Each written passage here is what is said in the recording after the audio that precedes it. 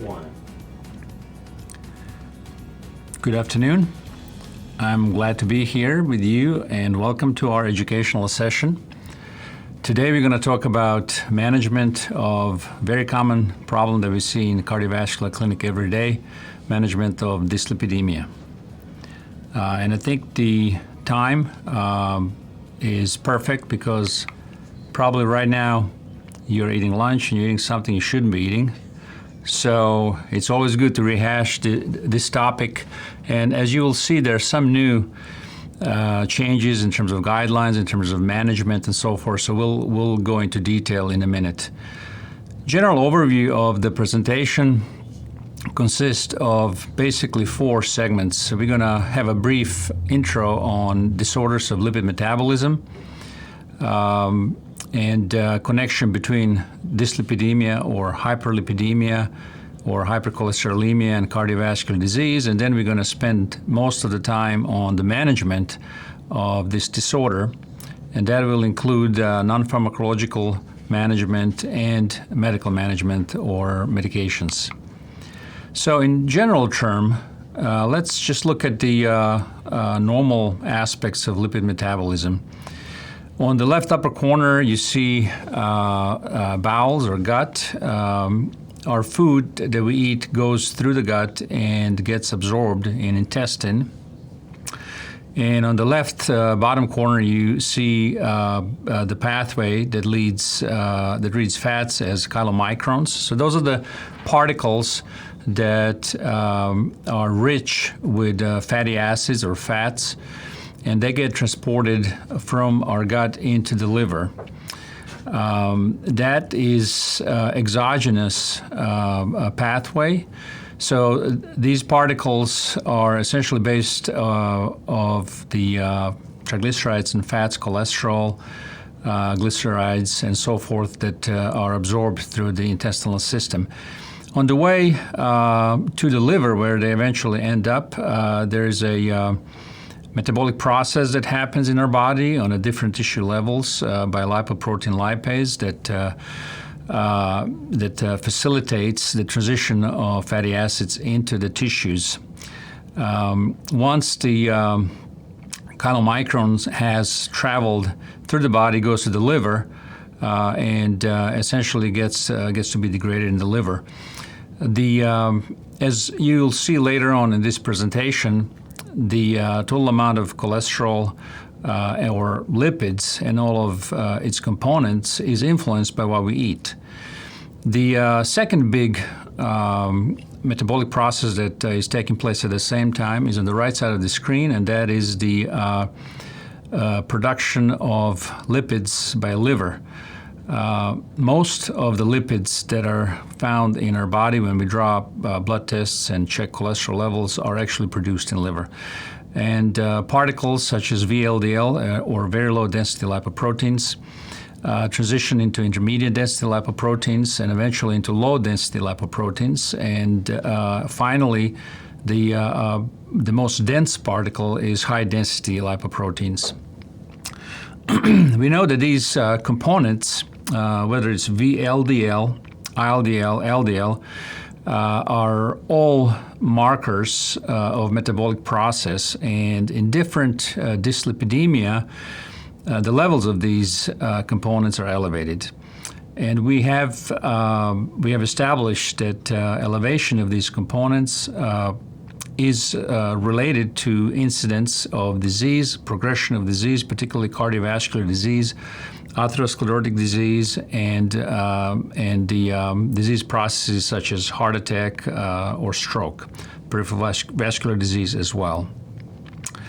The HDL is so-called good cholesterol because it's helpful in terms of eliminating high cholesterol from the bloodstream.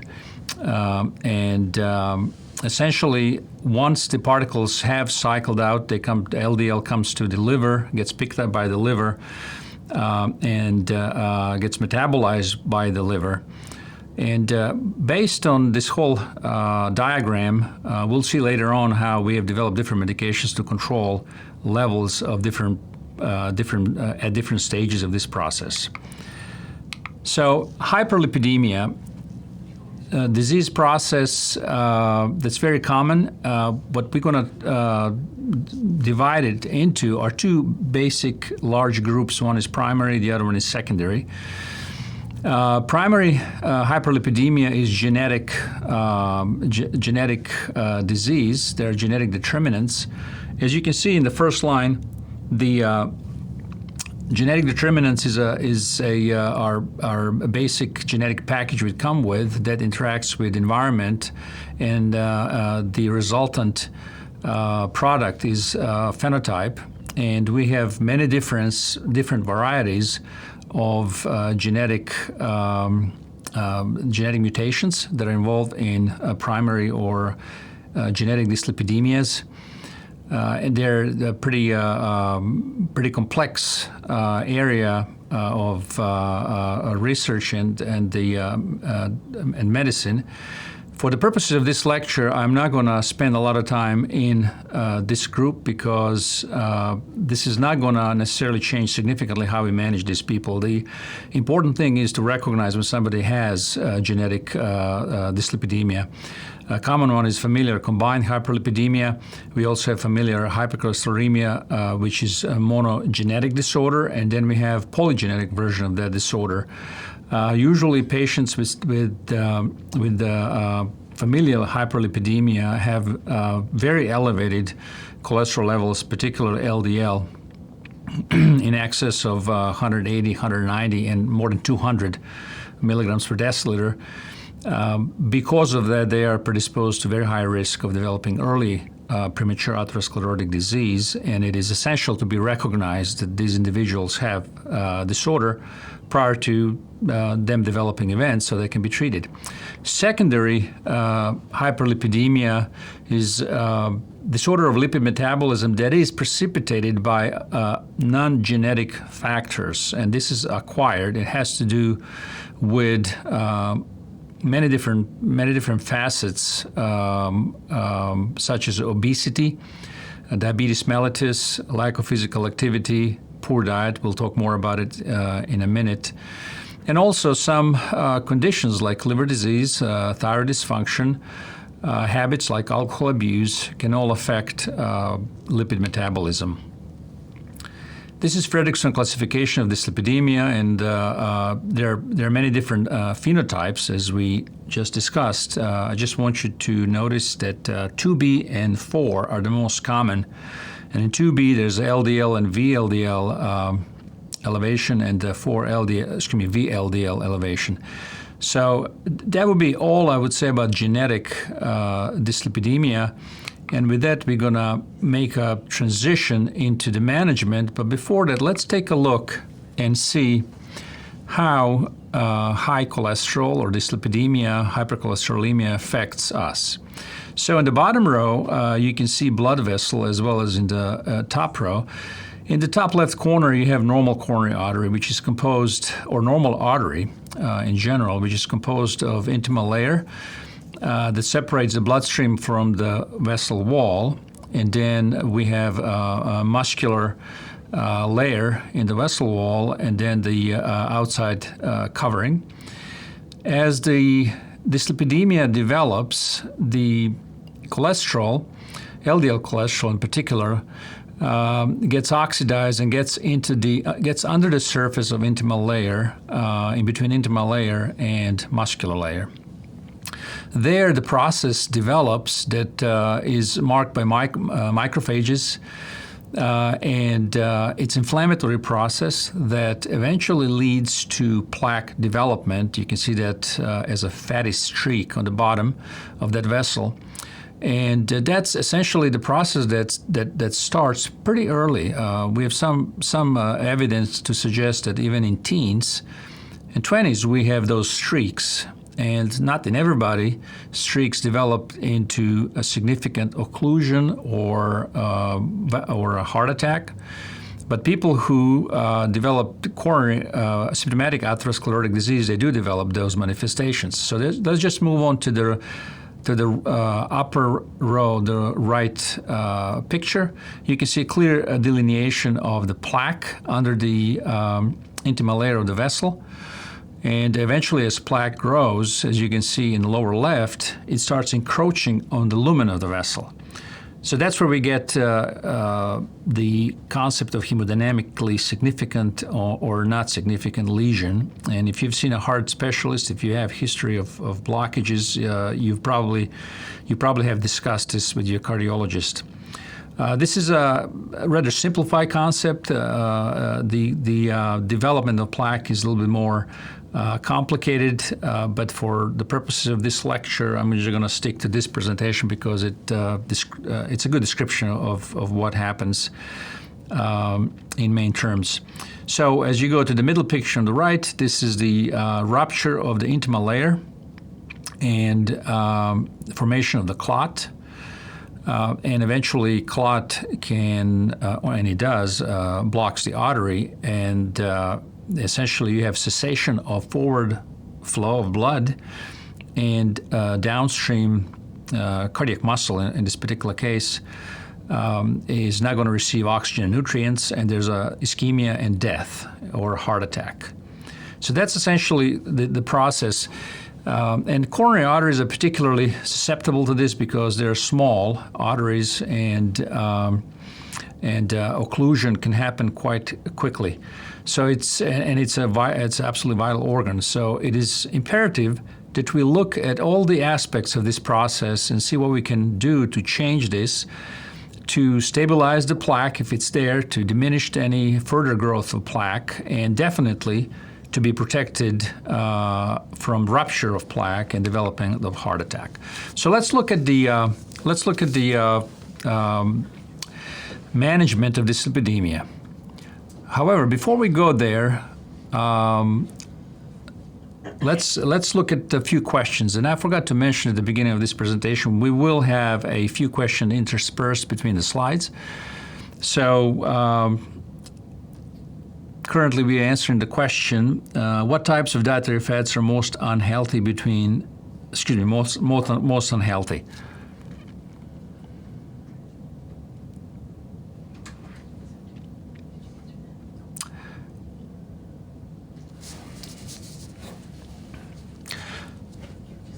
So I think so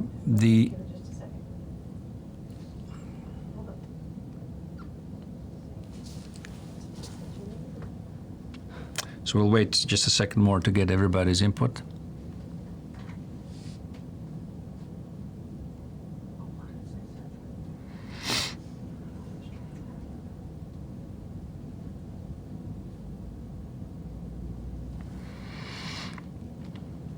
All right. So the answer is saturated fats. Well, the correct answer is trans fats. So we will go to this question, to the answer of this question in a minute, I think with my next slide. But before we go further, did we put a question number one? I'd like that question to be answered. It's an interesting question, and I think probably would be of value to the participants of this seminar.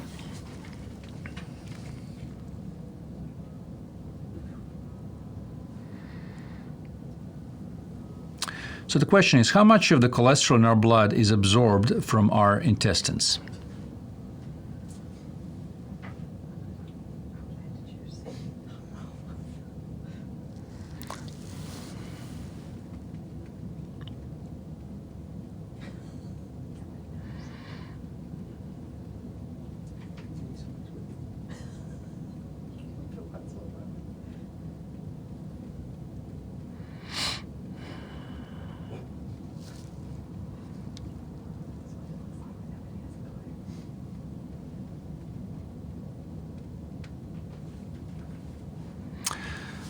All right, so looks like the consensus answer is 20%, and that is correct answer.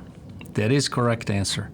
So I think it's important to, and why did I want to go back to this question is because it's important to understand that majority of cholesterol or lipids in the blood that we measure is actually produced by our own body.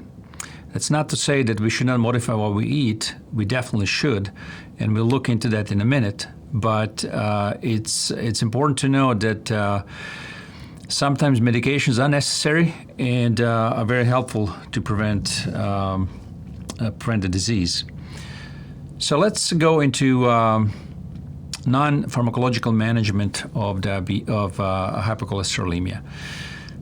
So minimizing the intake of saturated fats and trans fats, limiting intake of red meats and products with whole milk, reducing intake of fried foods, reducing intake of salt because that's related to development of hypertension, using healthy oils for cooking, and then limiting intakes of processed foods, fast foods, foods with added sugar.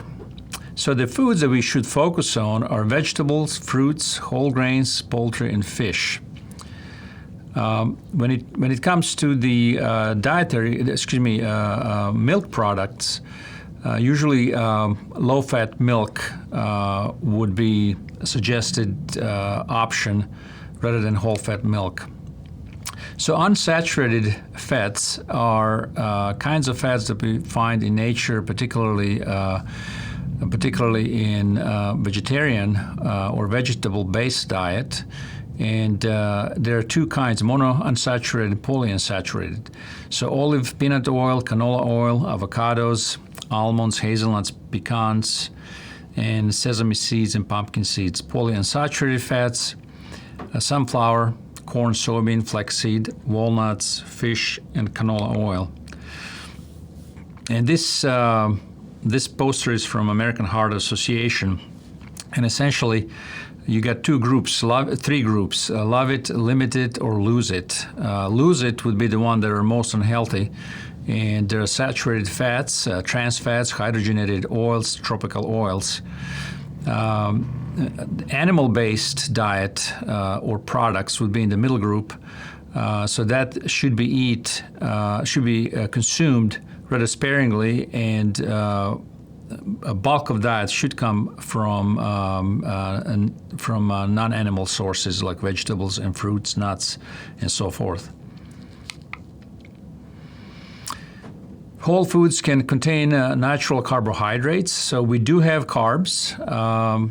The reason why I wanted to put this here is lots of people are leaning towards non-carb or low-carb diet, which is fine as long as you are talking about the refined sugars or added sugars kind of articles. But vegetables have plenty of carbohydrates, and those are good kinds of carbohydrates.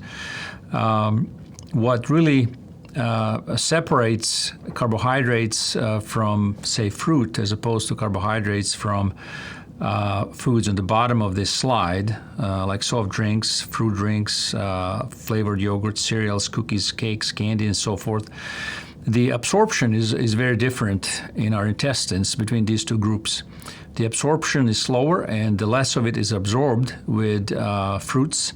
The absorption is much quicker, much larger sugar spikes, and insulin response with foods that are rich in added sugar. So recommendations for women and kids, 6 teaspoons, and for men 9 teaspoons, or 25 grams or 36 grams. If you only look at sodas, they have more than this in a single can. So we do consume a lot of refined sugars, and really scrutinizing your diet and looking into different kinds of sugars would be very useful to you. And then healthy habits.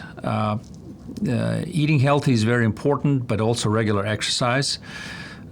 Stress reduction strategies, smoking cessation, using alcohol in moderation or not using alcohol. Those are all good recommendations, and they do affect your health in general and cholesterol level in particular. So how much exercise? 150 minutes per week of moderate intensity, and or 75 minutes of vigorous intensity. Resistance training, the muscle exercise, and motion, getting up and moving throughout the day, very important. So some of these things are really kind of habits that we need to develop, and they're good investment in terms of improving your health. So we got a couple more questions that we're going to entertain right now before I continue further.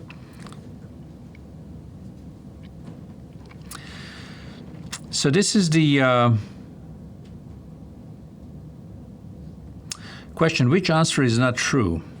When consuming sugar in our diet, the following process takes place.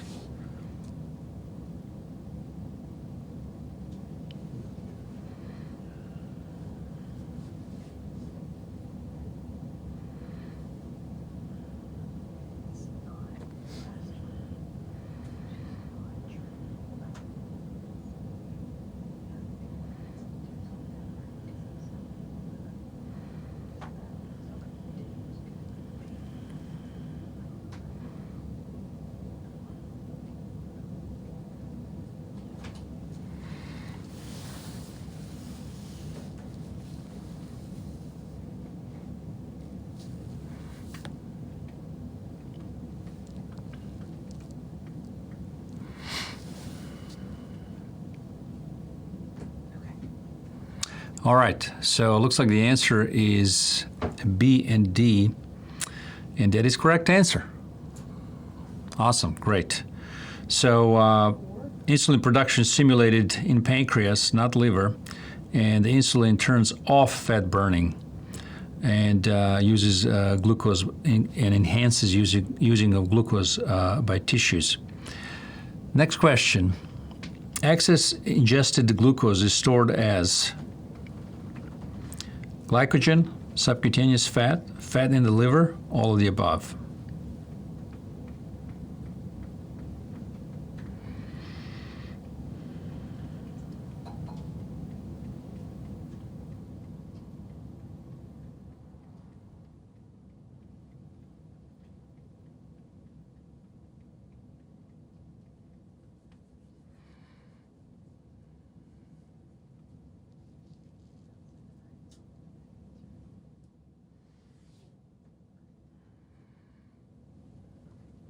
Okay, so the answer is all of the above.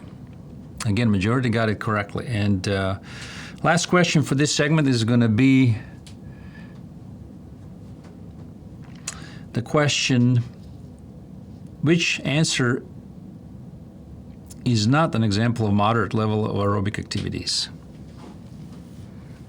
So we said that at least 150 minutes per week of moderate intensity activities.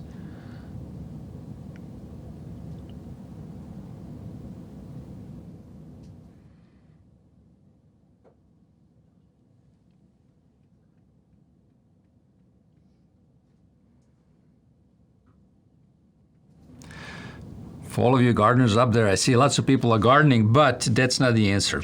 The answer is D. Biking 10 miles or faster. That would be a higher level intensity of activities. Tennis doubles is correct. Singles would be a higher level of activities. Biking less than 10 miles per hour would be correct. Would be the moderate level. All right. So let's go to pharmacological management. So I'm going to start this section by a pretty busy slide, and you don't have to get all of it right now when we look at it, but we'll recheck this slide at the end of this presentation. Now, this slide comes from the guidelines, ACCHA guidelines for management of blood cholesterol levels, and it is a very good slide because it deals with primary prevention. So those are people without a history of cardiovascular events. So we are trying to prevent such from happening. And let me start off with the group, the second row, age 0 to 19, age 20 to 39, and age 40 to 75. Previous guidelines were focusing mostly on age 40 to 75 without significant recommendations for other age groups because of the kinds of data that was looked at. So let me start with that square in the middle, age 40 to 75. So if patients have cholesterol greater than 70 and less than 190 and don't have history of diabetes mellitus, what we do is we use ASCVD, to atherosclerotic cardiovascular disease risk calculator, that gives us 10-year risk in terms of coronary events or stroke. So let me just skip through this slide here, and that's the example of that calculator. So I think in terms of apps is ASCVD Risk Plus or Calculator Plus. That's the one that's the currently used. So this calculator takes a lot of different pieces of data into consideration. So your total cholesterol, LDL cholesterol, HDL cholesterol, and blood pressure, systolic, diastolic. Now, what we have in this calculator is a sex and race input as well, the history of diabetes, smoking, and then whether you're on statins, hypertension treatment, and so forth, and aspirin. So that's a pretty good calculator, which gives us the 10-year risk of heart attack and stroke. And we'll go through risk groups in a minute.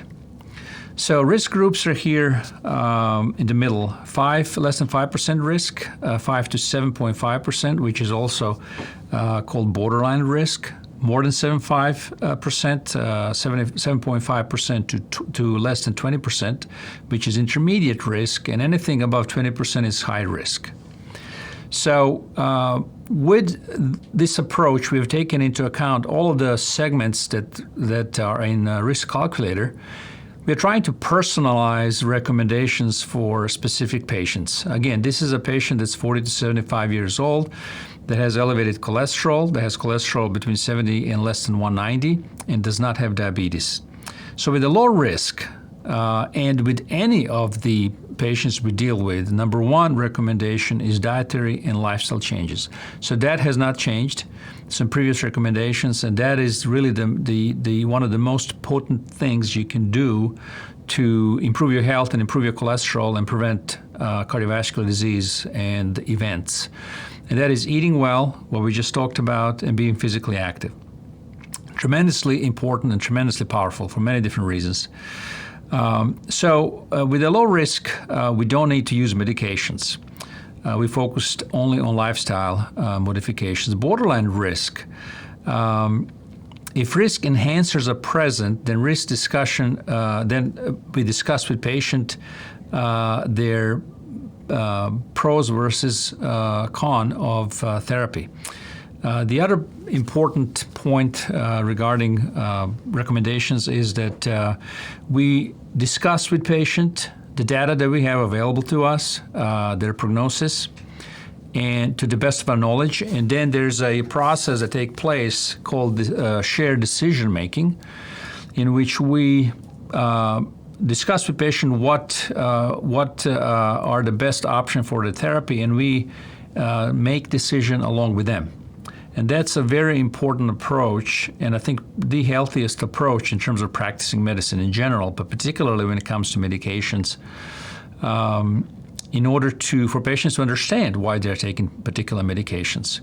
So this borderline risk, we would look at those risk enhancers, and risk enhancers are on the left side of this slide, and those are family history of premature disease, persistently elevated LDL, renal insufficiency, metabolic syndrome, and then some enhancers that are specific for women, and we'll talk about it a little bit later, and ethnicity also, very important. Biomarkers, and in selected individuals, we can check high sensitivity CRP, lipoprotein (a), and so forth. So we put it all together and make a decision whether we're going to continue with lifestyle management or we're going to introduce medications such as statins or any other non-statins, lipid-lowering medications. The group next to it is greater than 7.5, so between 7.5 and 20%, it's an intermediate risk. That's the group where we would initiate statin therapy because of elevated risk. And again, we would have a shared decision-making process with patient. We would look at the other enhancing factors like we just went over. And we would consider it all, put it all together, and probably end up using medications to lower risk, cardiovascular risk, to lower cholesterol. And the group to the right is the highest risk, 20%, greater than 20% chance of developing heart attack or stroke within the next 10 years. And we would definitely initiate statins. And the goal here is reduction in in LDL cholesterol dose to more than equal 50%. So that's our goal. So now that we've went through these groups, let's go to the right upper corner. So those are specific group of patients, particularly first two. The top one, LDL cholesterol is greater than 190. So when you see a patient with that kind of a cholesterol, there's a good chance that there's a familial hypercholesterolemia. These are people that are at a very high risk. And for them, we need to really talk to them and start them on therapy with high-intensity statins. The second group is diabetes mellitus, age 40 to 75. With that group, even without going through a risk calculator, we should start them with moderate intensity statins. And both of those recommendation is class 1 recommendations, which means there's the benefit significantly outweighs the risk, and there's a strong evidence for that kind of a practice. And you can see the yellow area, diabetes mellitus patient age 40 to 75. Now, we should do a risk assessment to see whether we're going to switch them over to high-intensity statins. And then the patients that are older than 75 years old, for those patients, we need to look at their cholesterol levels and look at their clinical assessment and other risk factors to decide whether we're going to initiate statins or not, or whether we're going to continue statins as is or not. The only two boxes that we didn't talk about is age 0 to 19, age 20 to 39, and the point of those is, number one, lifestyle changes that are important need to be instituted and encouraged very early. The earlier, the better. And we need to recognize whether these people have familial cholesterolemia and pick that up very early so we can treat them. The second slide is not as busy, and this slide represents people who have atherosclerotic vascular disease. So those are people who had events in the past, documented plaque blockages and so forth. So the healthy lifestyle, again, is a basic step that needs to be applied everywhere. But then these guidelines separate group on the right side, very high risk and not at very high risk. So let's just talk about not at very high risk group. The age less than 75, age greater than 75. So less than 75, high-intensity statins, very strong recommendation. Goal is lowering of LDL more than 50%. And if the statins are not tolerated well, we have different options, and that can include ezetimibe and some other medications that I'm going to talk about in a minute. Age more than 75, again, we need to discuss with patient their particular risk profile, and level of evidence is 2A, which benefit still outweighs the risk. We may initiate or continue already existing statins. Now, very high risk, what will make somebody very high risk? Let me just skip to this slide. And this is essentially with very high risk. So people who have history of an event, but also they have history of multiple events, they have history, they're older than 65, they may have familial hypercholesterolemia, they have diabetes, hypertension, renal insufficiency, smoking, and so forth. So those are the people that would be at a very high risk. That's the highest risk category that we have in these recommendations. And the goal here is a lowering of LDL. And if on maximum dose of statins that's tolerated, LDL is still greater than 70, we may Azadia or ezetimibe. And if that's not achieved with such therapy, we may go to PCSK9 inhibitors. That would be a very reasonable approach.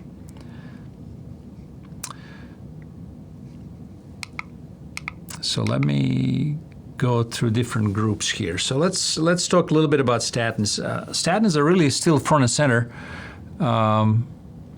because we have lots of data on statins. They're very good and potent medications. So we have a variety of them now, and they're not very expensive. And they are very beneficial for many different reasons. They do lower LDL, but also there's an anti-inflammatory component,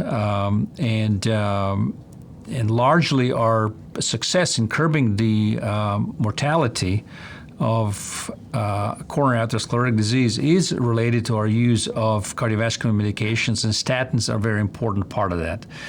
So essentially, statins are HMG coenzyme A reductase inhibitors. As you can see that at the bottom, of this slide. So that happens where the cholesterol is produced, and cholesterol production drops, and along with that, the upregulation of LDL receptor happens, and LDLs are picked up from the blood, and that lowers the LDL level. So that's essentially the way statins work, and some new medications as well, we're going to get to it in a minute, also work along the same pathway. And by virtue of that, they lower LDL anywhere from 10% to 40, 50%. So we have statins in three different categories: high intensity, moderate intensity, low intensity. High intensity are the most potent one. They lower LDL by 50%. In that group, we have atorvastatin 40 to 80 milligram and rosuvastatin 20 to 40 milligrams. We have moderate intensity statins, lower LDL 30 to 49%. Atorvastatin with a lower dose, rosuvastatin with a lower dose, and then the rest of them, simvastatin, pravastatin, flovastatin, and so forth, lovastatin and pitavastatin, and low intensity, less than 30% reduction. And that would be Pravachol, lovastatin, fluvastatin, and low dose simvastatin.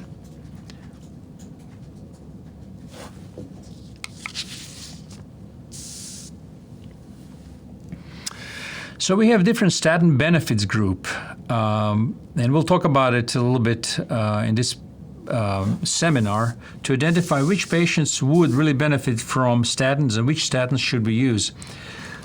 So adults with severe hypercholesterolemia. Those will be people that have cholesterol very high, more than 190 milligrams per deciliter. With those individuals, we don't need to calculate 10-year cardiovascular risk because they're the highest risk. We immediately start high-intensity statins.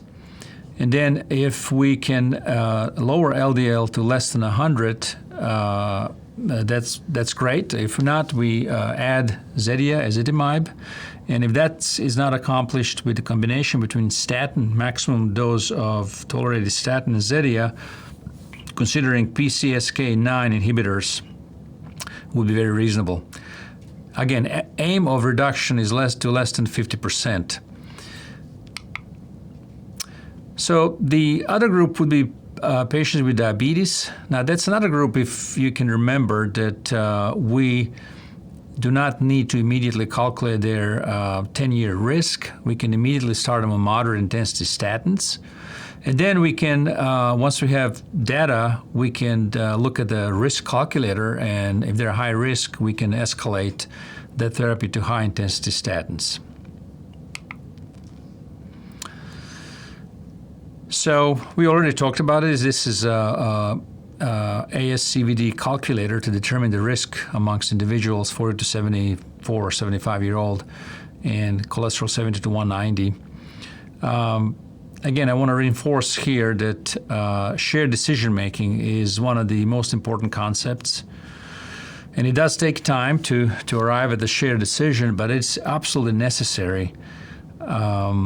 In particular when it comes to statins, because statins are so prevalent and used, and there's lots of talk and lots of and some evidence of side effects of statins. So some people just do not want to take statins because of potential side effects. Now we have some other medications that we can use and achieve pretty significant LDL reductions.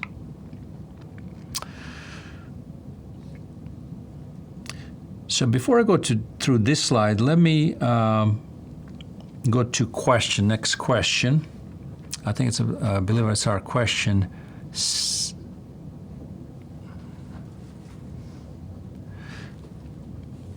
a question 6.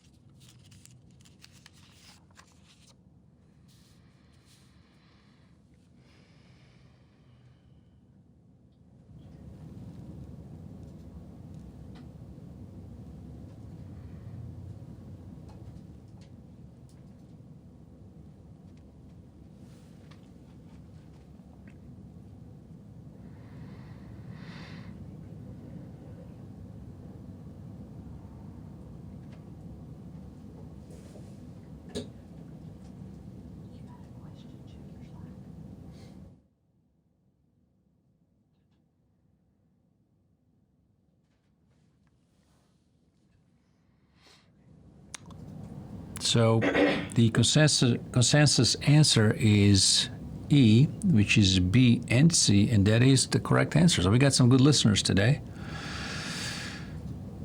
So next question. We went over this as well. High-intensity statin daily therapy is?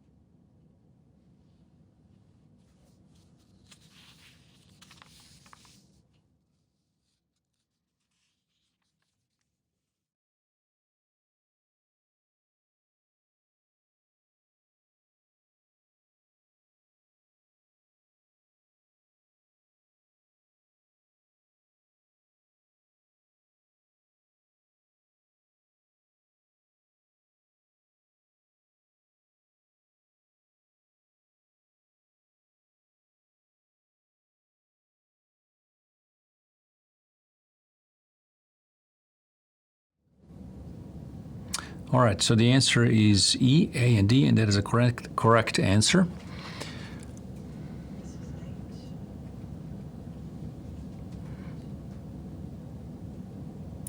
So the question was, do you prefer Repatha or Praluent? I don't. I don't prefer one or the other. I think both of them are good products, and they have a substantial potency in terms of lowering LDL. So I think if it's well tolerated, the only issue that I see and I've had is with availability in the pharmacies. So we needed to switch people from one to the other, but the answer is no.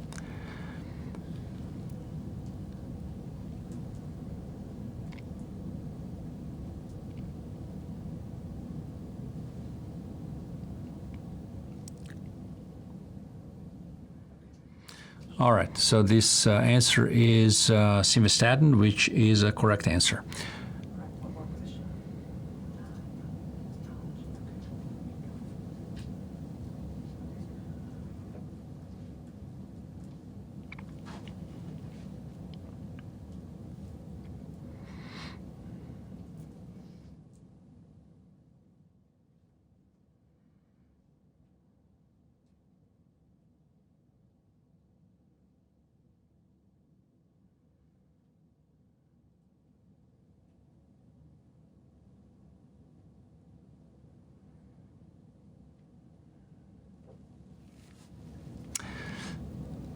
So the answers were 5%, 10%, 15 to 20%, 20 to 30, and 50%. The answer was unanimous, 20 to 30, and true answer is 15 to 20%. So you guys are very optimistic about Zetia. It's a good drug. It's an excellent addition, particularly in people who cannot achieve goal on current dose of statins. Adding this, there's another lowering 15-20%, and that might get them to the goal. All right, so statin benefits group, we already, the point about this slide is inclusion of calcium scores into our calculation and risk assessment. I think calcium scores are very, very beneficial. We do them routinely at Titus Regional.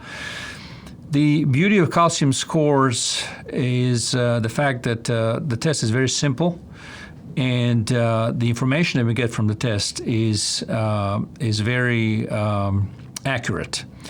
What do I mean by that? Well, when we look at blood tests and cholesterol levels and so forth, we are looking at potential risk that they have in terms of precipitating cardiovascular disease. With calcium score, we are looking at the picture of disease itself. We are looking at calcium depositions in plaques within coronary arteries. The only way calcium get into those plaques is the coronary arteries is through the plaque. As plaque happens, as we've seen at the beginning, the fatty streak and then matures into plaque and eventually starts encroaching into the lumen of the vessel. In a fairly mature stage of a plaque, calcium gets to be deposited in there and stays in there. So by the amount of calcium that we can see, we can tell what the overall burden of disease is, and that can classify the patient into high, moderate, or low risk group. And also, the other piece of information for you who have had calcium scores know, we get a percentile rank where it compares you to age and sex matched patients in terms of risk percentile rank. And that's a significant information. As you can see, when we are risk stratifying people, particularly 40 to 75-year-old without diabetes, in order to decide what to treat them with, the calcium score is a very useful piece of information. And then the last two groups are two extremes, very low risk and very high risk, and we already talked about those. And then chronic renal insufficiency is another specific risk group. Adults with chronic inflammatory disorders. So we are talking about chronic inflammation that happens with many inflammatory conditions, particularly rheumatic conditions. And the common denominator is the inflammatory state. Cardiovascular disease, atherosclerotic disease is inflammatory disease, and that's the connection between these conditions. Now, in women, with latest recommendations, we do have a few things to keep in mind when we are discussing treatment strategies. Number one, pregnant women should not take statins because of potential risk of teratogenic effects. And risk-enhancing factors. Those are the factors that we look in addition to cholesterol level and risk calculator estimation. And those kind of additional risk factors can be important in managing patients and are important. So premature menopause, pregnancy-associated disorder, hypertension, preeclampsia, diabetes, infants small for gestational age, and preterm deliveries. As far as children and young adults, as we talked about before, it's important to assess them early and to establish diagnosis early. It's important to instill healthy dietary and lifestyle habits very early. Ethnicity is another important addition to latest recommendations. South Asians and Native Americans, as well as Native Alaskans, have elevated risk profile. That needs to be taken into account. So when we talk about South Asians, essentially we are talking about Pakistanis, Indians, Sri Lanka, Bangladesh, and that area, as opposed to East Asians, which would be Chinese, Koreans, and Japanese. So some racial differences. Hispanics have lower calcium score burden and higher cardiovascular mortality than Asians and non-Hispanic whites. Black population have lower scores and higher cardiovascular mortality than whites. East Asians, so Japanese, Chinese origin, Korean, have heightened statin sensitivity. So we may treat them with lower levels than what we would recommend for other ethnic groups. So that's something to keep in mind. The risk, and the second point I skipped, the risk increases with lower socioeconomic status and higher acculturation.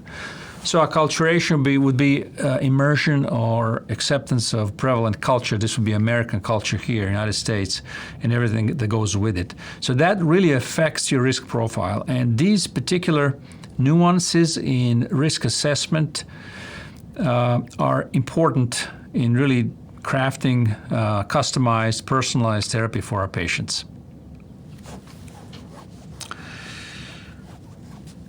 All right, so we already went through this slide. So non-statin medications, I'm going to talk about essentially two groups, two medications. One is ezetimibe and PCSK9 inhibitors. Both of those medications lower LDL cholesterol.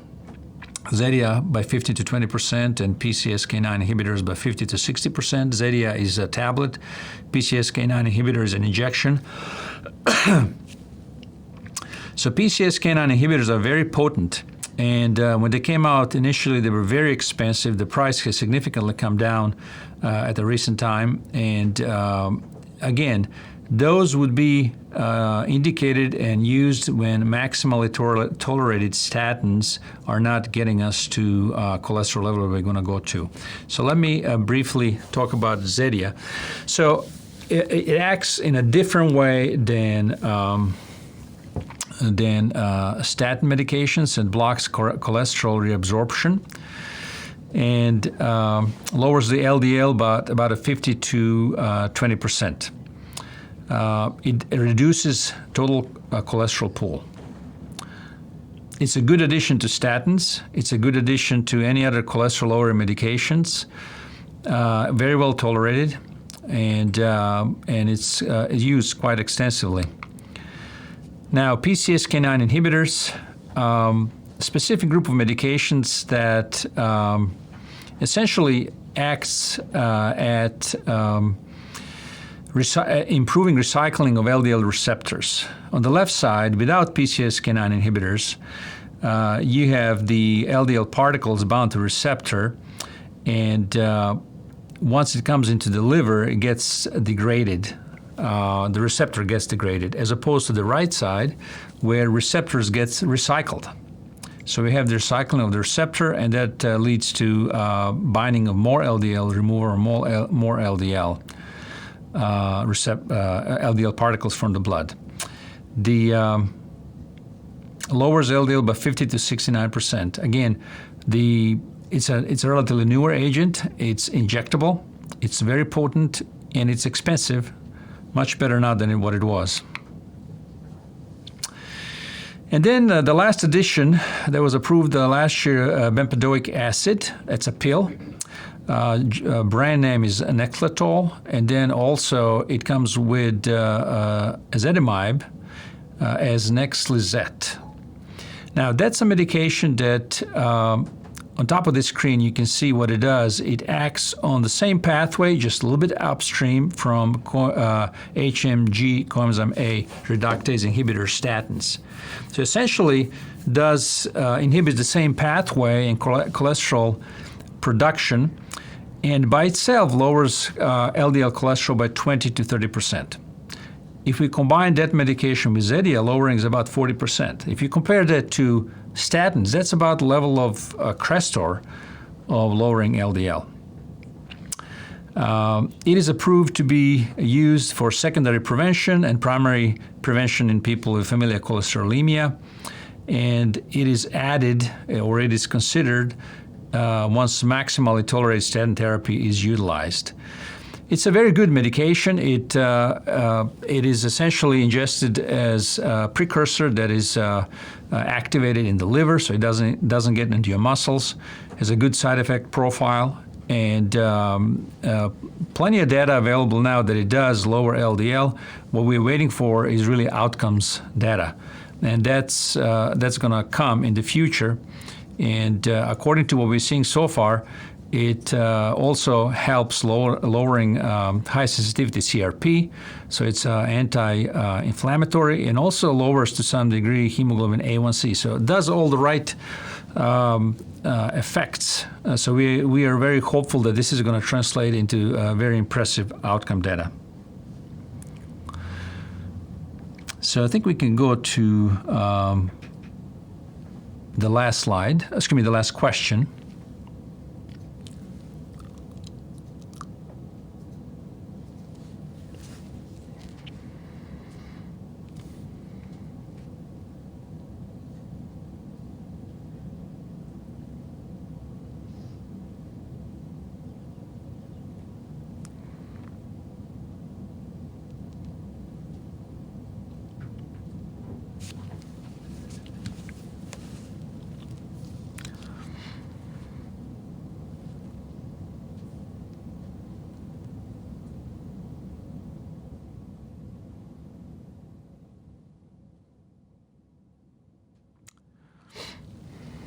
So I think the answer is correct, 50 to 60%.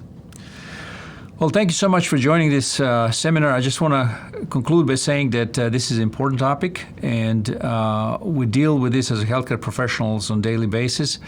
We went through several different medications, and as always, number one is lifestyle modifications and physical activity and proper diet. And at this point, we have lots of different pharmacological tools that we can use to achieve optimal goal. And hopefully this can help you when you're seeing your patients to determine what to use and in which way. Thank you so much.